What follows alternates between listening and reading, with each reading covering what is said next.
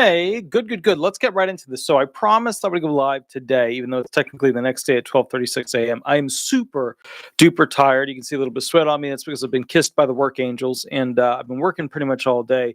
Had a little bit of a break to watch the new Dune series, but bottom line is super duper tired. What I'm going to do is I'm going to go ahead and give you guys the basic rules, the basic functions of how these videos work, where I do a 30-minute consultation. We're starting at 12:36 a.m. on December 14th. Now, the way it works is you get about 5 to 7 minutes per call to ask your question. Also, you can't go into story mode. Have your legal question right up front. No stacking of questions. You can get like one extra in, but no more than that. So if you're like, oh, one more question, none of that. With that said, if it's a really complex situation and you need me to like review documents, there's a little thing below, like a little link for doing a 1-hour private session. Super simple. It's below. You just get the little mini contract.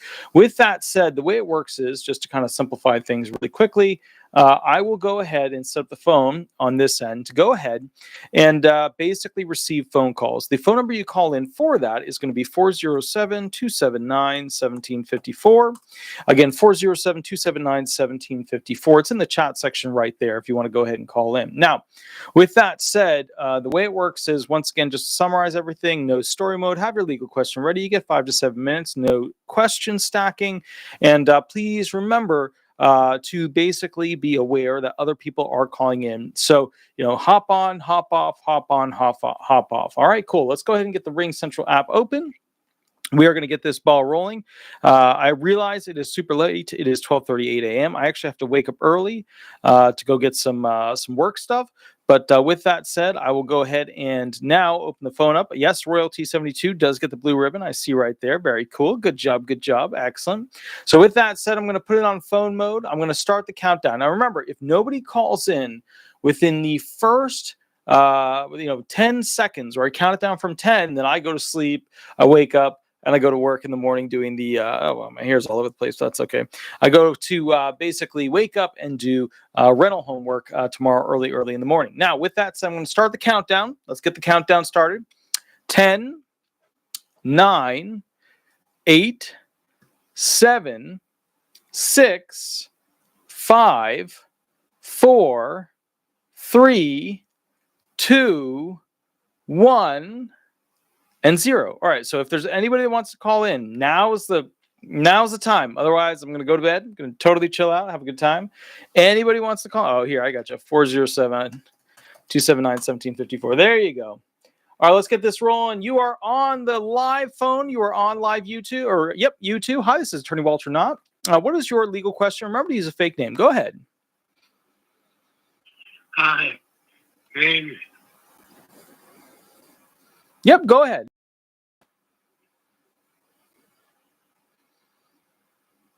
Can you hear? My name is Tom. Okay, good. And I have a question about what about Social Security disability? How long does a person be able to get that? In what age level? Mm-hmm.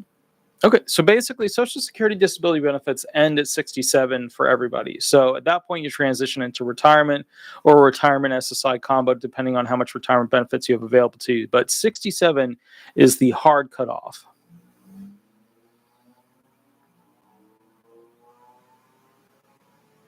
You there? Yes. Perfect. Good. Any additional questions for me?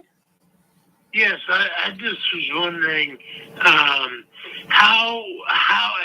at 67, at the age of 67, what does at the age of 67, what is the difference between your retirement and your disability? Your retirement and your disability difference in pay. Mm-hmm. Sure. So usually there's no difference in the pay if you transition directly from SSDI benefits to retirement benefits. They're both Title II programs. Sometimes there's little rules that pop in that do modify or change the pay, but for the most part, there is no difference in the pay. You'll receive the same amount. Am I supposed to be getting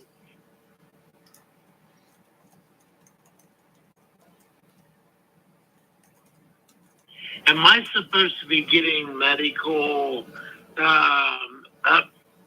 checks every so often through Social Security medical examinations? I mean, yeah, you'll get medical examinations called CDRs while you're on disability benefits. So, yeah, that is possible.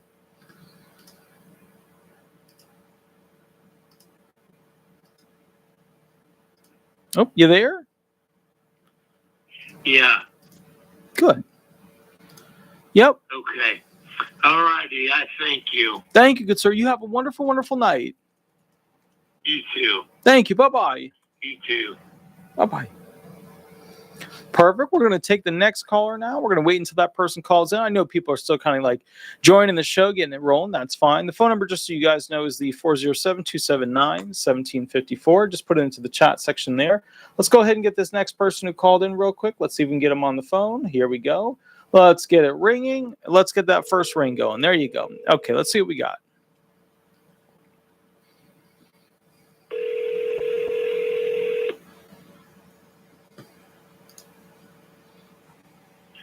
Hi, this is Joey. Hi. Oh God.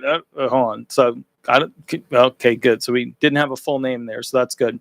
All right. So with that said, we're gonna go ahead and basically, I guess, wait for the next caller. If there's no additional callers, then we're just gonna go ahead and basically chill out. And then the video is early because I know it's super late. It's 12:43 a.m. I know it's super duper late. Any additional callers? Anybody at all? Anybody at all? Nope. Okay. I'm going to count it down one last time. One last countdown. 10, 9, 8, 7, 6, 5, 4, 3. I'm counting fast. 2, 1. Okay, cool. No additional callers. So it's going to be a super short video. My apologies for it being super short. It is super late. Not that many people are on right now. With that said, you have an amazing and absolutely wonderful night. We'll catch you a little bit later, and we will catch up tomorrow with some bigger videos. But I did promise I was going to go live to answer questions for free. Up there, here's another one. Hold on. Let's just take this one real quick. Hold on. Hi, this is Attorney Walter Hnot. We are live on YouTube. Remember to use a fake name throughout this process. What is your legal question? Go ahead. Yes, sir. I've got a question about Social Security. I'm on Social Security disability, and I wanted to know if actually I stopped working in 2006, and I'm on long-term disability too, with a company that I worked for over, I guess, like 13 years. And they give me a little bit of money. I get my Social Security, and then I get the other check towards the end of the month. And I was wanting to know if that affected me in any way. I know that the long-term disability, I mean, does Social Security even count that? Because I don't know that when I got on it in 2006, if they ever even counted it, because I was living off that. I lived off short-term disability for a while and worked. And then, they gave me up to 39 hours because I was averaging. They would pay me so much percentage of my check. And then I had to go on long-term disability before I could get Social Security. And then when I did, I don't know if they even, knew about the long-term disability. I mean, they had to when I applied. But it's been so many years. They've checked up on me, and I have, like I say, COPD.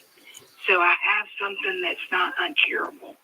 And they've sent me stuff, and I've filled it out, and they've never, maybe go to the doctor because they sent me to their doctor when I got Social Security disability. They sent me to their doctor to get me approved. So does Social Security count against you for this disability too that I'm getting? Well, I mean, not disability, the long-term disability. Yep, I got you. From the company that work for, I've got a 401k with them too. So the way it works, So the way it works is, because okay. So the way it works is LTD benefits don't count against SSDI benefits. However, LTD benefits are all over the place with what you actually sign and what you actually get. People way back in the day actually got LTD benefits for the rest of their life.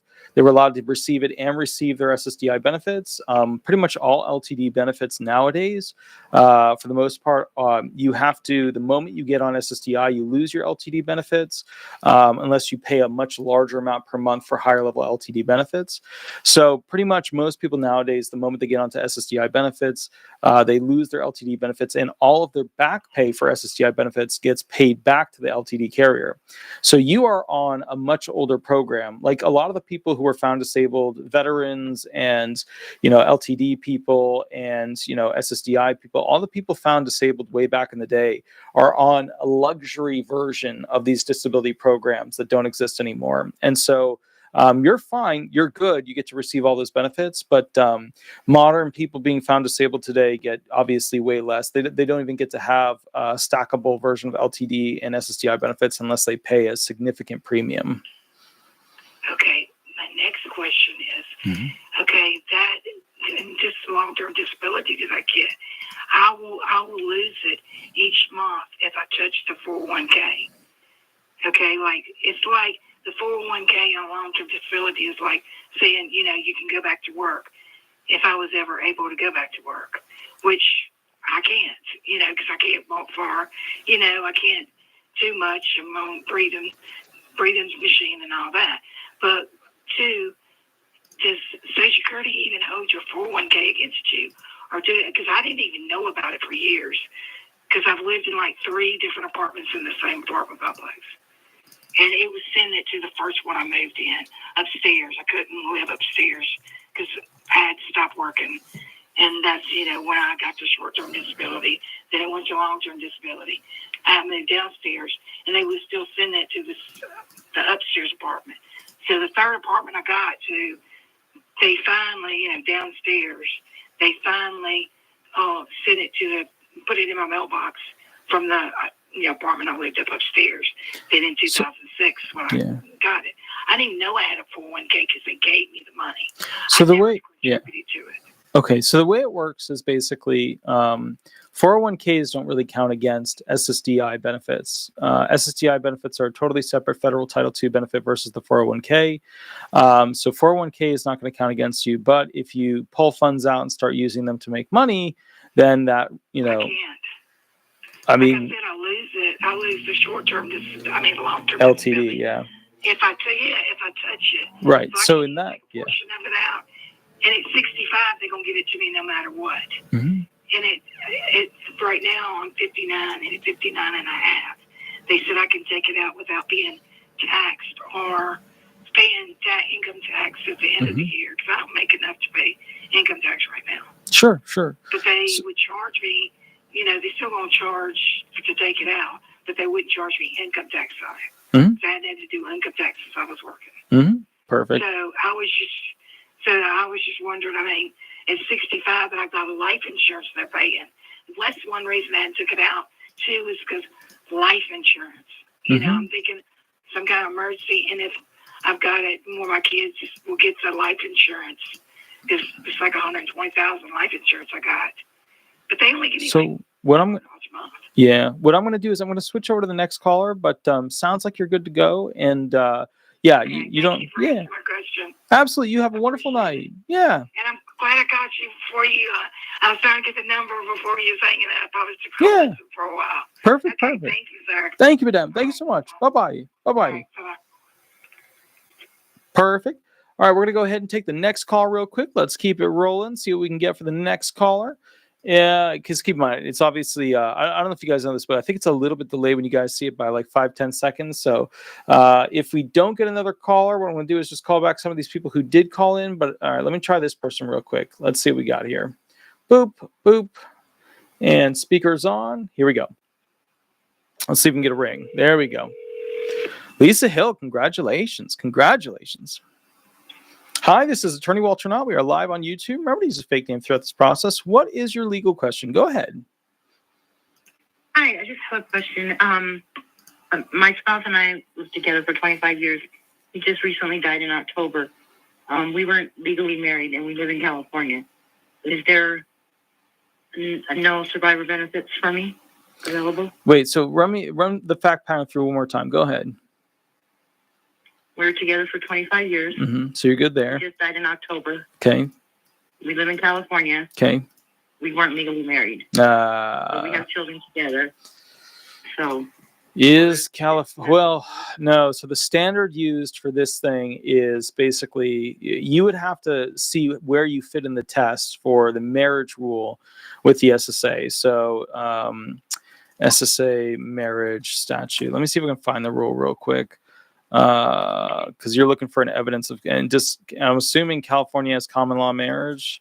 Does California have? There's no common law. Let me check real quick. Although they several years ago, they made us write a statement saying that we live together as a married couple, you know, and all that. We signed our names, and they required that. Okay, let me just see when they switched over. When did California?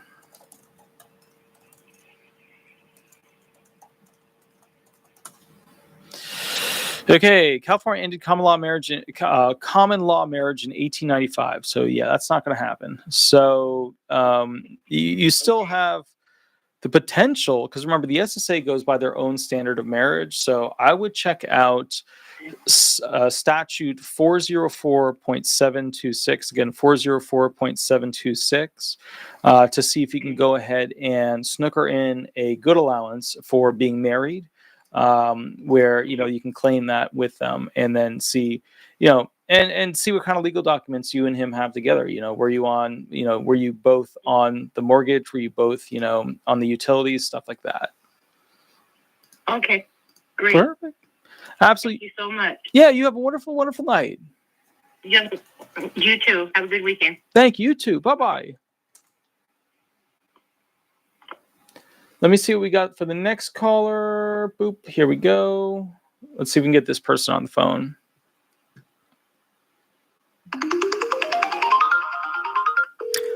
Let's see what we can do here. Let's see what we got. Hi, this is Attorney Walter Hnot. We are live on YouTube. Remember to use a fake name throughout this process. What is your legal question? Go ahead. Well, hi. I just want to say thank you so much for what you're doing. You've used my soul several times with watching your videos. Excellent. I put in a claim as this for disability in May, and the original application stated post-traumatic stress and major depressive disorder with anxiety. However, after completing testing, I was diagnosed with frontal lobe dementia, which is devastating at 60 years old. I did call and ask Social Security if they would consider doing a compassionate allowance, and the guy basically told me that I'm not severe enough for compassionate allowance. And I asked him if he had my updated records, and he did not. And when I told him I was actually approved for my long-term disability, he got angry with me on the phone. Well, part of the problem is, people scream at the SSA reps. Yeah, people scream at the SSA reps all the time about how they got their VA benefits, how they got their LTD benefits, how they got their short-term disability insurance benefits. The reality is that all these other programs are easy peasy compared to the SSDI program under the SSA for disability benefits. So they get frustrated because people scream at them, how can the military find me disabled but you can't? How can my LTD carrier find me disabled when you can't? So they have like PTSD at this point with people being like, well, I have this. Yeah, so they are a little touchy with that at this point. Yeah. That makes sense. And I didn't yell at them. Actually, I just said, okay, I did get my long-term benefits, and literally he went off on me. Yeah, I was like, okay, well, thank you for explaining that. Yeah. Thank you. Yeah. But so what's the legal question? Yeah, walk me through it. The legal question is this. The legal question is, like, could I be considered for compassionate allowance with frontal lobe dementia? Well, let me ask you some basic questions. Are you still able to go ahead and dress yourself? Are you still able to go ahead and brush your teeth, take a shower by yourself? I am. Okay. Are you still able to go ahead and basically go grocery shopping on your own? Are you still able to go ahead and basically, clean the house on your own, make food by yourself? Yeah, I am. It's getting difficult though. Okay. So, I mean, you got to understand, they're going to be looking at an assessment from a doctor as to how severe you are, an RFC, residual functional capacity on your mental state. So, if you're still able to do most of those functions, look, compassion allowance listing people they're pretty much bedbound terminal. They have a clock on their head. So, with a lot of those individuals, like they know either they're not going to realistically be able to function, or to the point where they can, they're in bed but they require assistance, or they're going to die. That's kind of where a lot of these compassion allowance listings are. You might meet listing level criteria, but that's not going to get you expedited allowance unless you meet some other form. But okay, give me an example of how this affects you on a daily basis, so I can kind of understand the severity here. I cannot navigate. I get lost. When I go somewhere, and I, maybe know where I am, but I don't know how to get home. I'm losing my balance. And so I've fallen several times. My neurologist stated that I do need to move back to, near my family. They're about 5 hours away.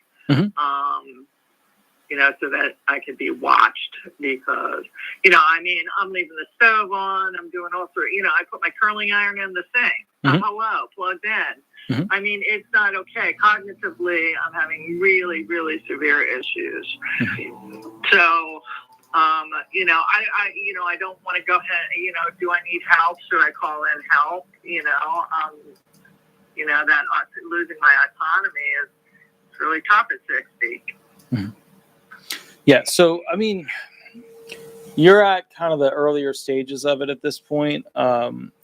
It gets bad fast, so you're going to get there, unfortunately, relatively quickly. So I don't think the what you're concerned about right now is going to meet the problem. However, they do have some new medications coming out for it. Have you kind of researched those and seen what's going on? Not for my frontal lobe dementia. It's called a BV variant. It's not caused by Alzheimer's, and there's no cure and there's no treatment.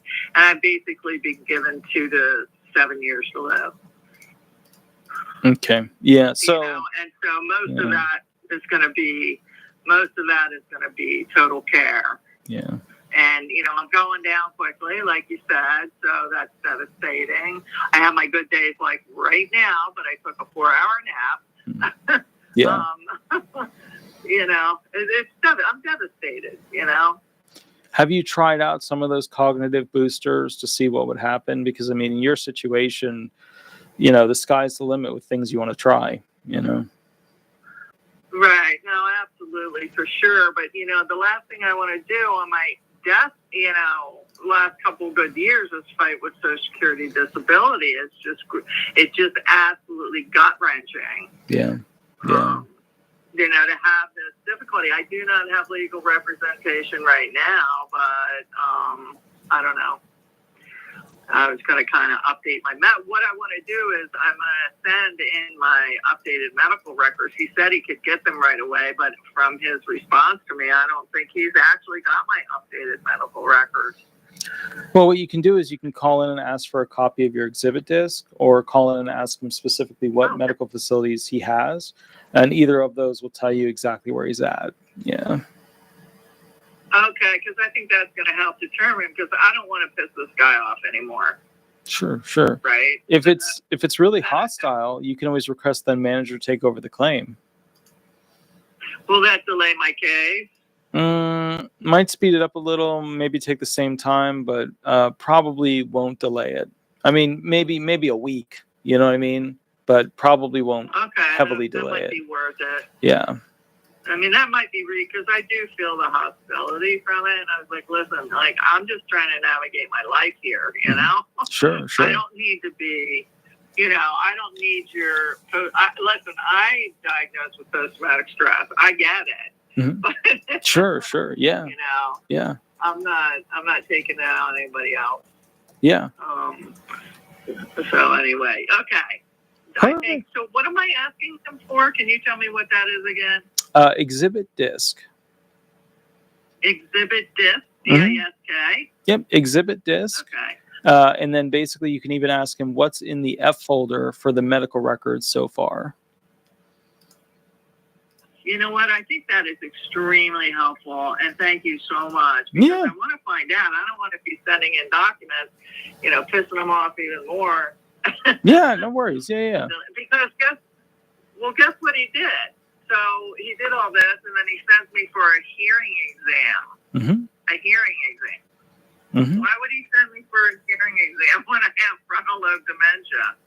I don't understand. Well, I mean, could be affecting different special senses, could be affecting eyesight, could be affecting. Yeah, I don't really know your claim. Like, if I looked at it and looked inside, I'd be like, oh, okay, this is why. But like, a lot of people are like, why are they doing this? Well, it could be that there's something in your claim. Could be that they're just not really sure what to do with you. That happens sometimes. But with your impairment, it's mostly cognitive memory limitation with immediate, recall. So, the first thing I would do is send you to an IQ test, have a memory test, maybe get a sleep test to see what's going on.